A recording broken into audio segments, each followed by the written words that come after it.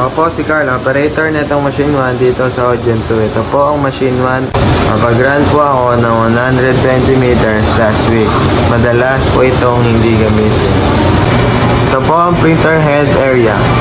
Ang last palit po nito ay nung October 9, 2023. Dito naman po ang aking capping. Ang last palit po nito ay noong January 25.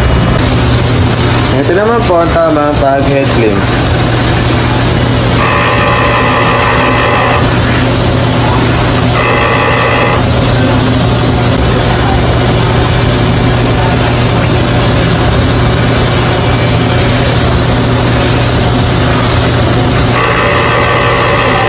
Ito naman po ang tamang pag-check ng nozzle. Ito po yung nozzle check niya.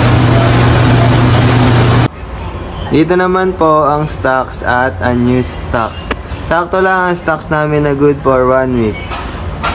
Ito po ang aking waste tank area. Ang last disposal ko po ay kanina lang. Ito naman po sa kabila ang aking AVR na may 3,000 volts. Dito naman po ang aking ground wire. Dito naman po ang aking ink system na naka-level. Consumables naman po, nag-consume ako ng 4 na white,